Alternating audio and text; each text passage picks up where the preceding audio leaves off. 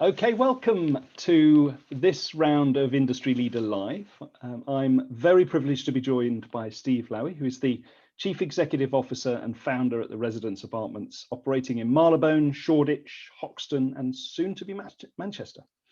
Steve is also CEO Anglo Education Services, which looks after 3,500 students a year, operates over 275 apartments, places 300 interns, and runs over 70 educational tour programs, and operates a study centre in the heart of Bloomsbury.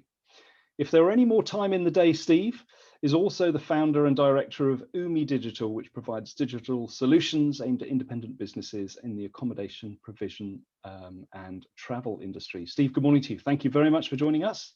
Morning, James. Thank you for inviting me on. Tell us then, Steve, what gets you up in the morning? I've got a few things to worry about. I think it's changed over the last year, and a year to this day. I was actually on the campus at UC Berkeley with 150 students who were about to come to London last summer, and obviously didn't. 2 days later, Trump did a speech that shut down America, and the rest is history, as they say. But yeah, I like keeping busy, and apart from this morning, I went for a run up on Hampstead Heath, which was amazing. But one wakes up every morning with a new challenge, and I think the whole hospitality and tourism sector has had that forever, but particularly the last year. And no, absolutely. And I suppose having the opportunity of looking ahead with hindsight that we've had over the last 12 months, it would have been fascinating to turn the clock back now. But of course, as an experienced operator with an industry leader within the service department sector, what are your plans then for the residents, and how are you looking ahead over the next few months and then into the next years or so? Yeah, I mean, I think we've operated and performed pretty well. We've held pretty good occupancy. I think one of the big things that we've done, which has been really important, has been maintaining those service levels, even if it's virtual, and being on call for guests. And I think that's given us a really good platform to grow. We're looking at some new properties in London. So, we were planning this time last year to open in Manchester, not necessarily under the Residence brand, but a hybrid between Anglo and the Residence. We're not sure of that at the moment, but we feel that there's more opportunity in London. I think short term there's still concern. We really don't know a lot about how international travel will start up again, and I think that's a really big part of big cities like London.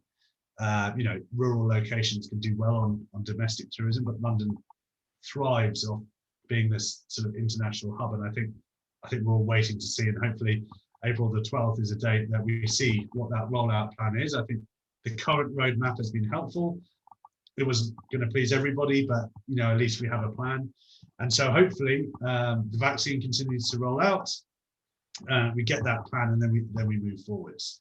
I think we've noticed that, and I'm sure you have as well, James. Maybe apartments have done okay actually. I think where there was slightly less restrictions on operating through COVID for apartment businesses compared to hotels. There has been people moving around. There have been corporates needing to do projects in cities or sometimes rural areas. And so therefore you've been able to capture that market.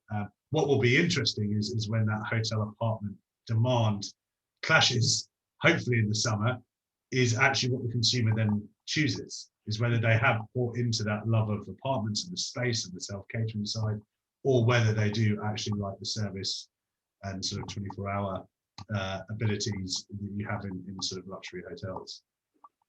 It's going to be interesting, isn't it? And one of the things that fascinated me prior to COVID was the evolution, I suppose we can call it, of the shared living, business living model, the student living, which of course you're very much involved in. Do you see then, as we exit this period, future opportunities of all of those dynamics, and do you see there might be some overlapping?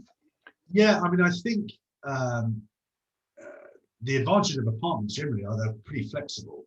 The same apartment can be used for a family, it can be used for a corporate, it can even be used for meetings.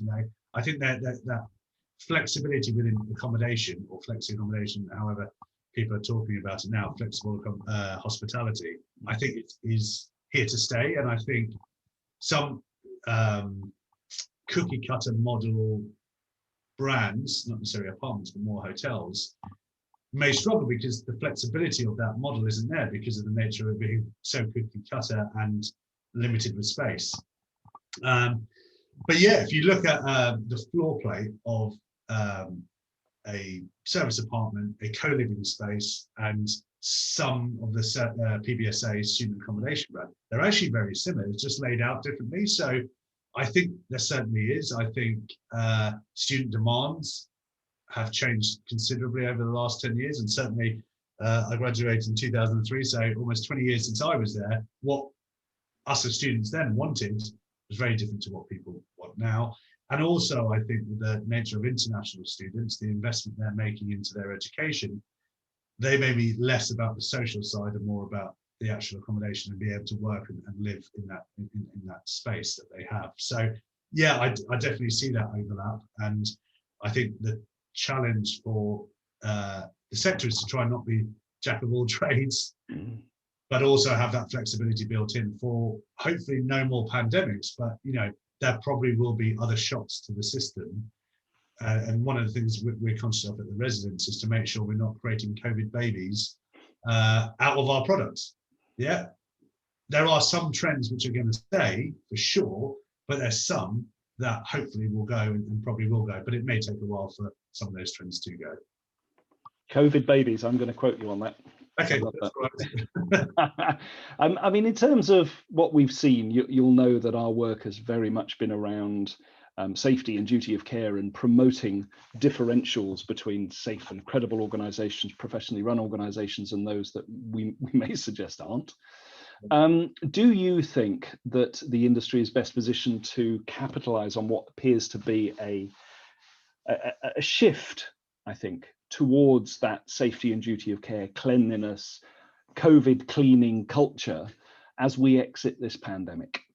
I think so, because I don't think demand will be back to the levels of 2019 where people were desperate for a bed for a while. That's the reality. I'd love to say now that, 17th of May, by the 18th of May, there'll be so many bookings we won't have to deal with them. That's not reality. And I think it's going to be staggered. I think there is definitely pent up demand.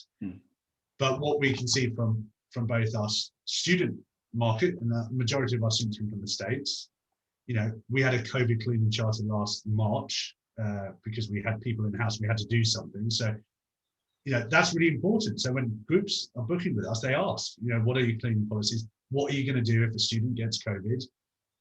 What are you doing with regards to testing of your staff? Or what, people ask questions. Now, obviously, testing your staff is a contentious issue, but, duty of care for the customer and your team, I think equally is important. And I think it is. I think that stamp of quality is very important for corporates because they have a duty of care, booking somewhere safe and clean and so forth.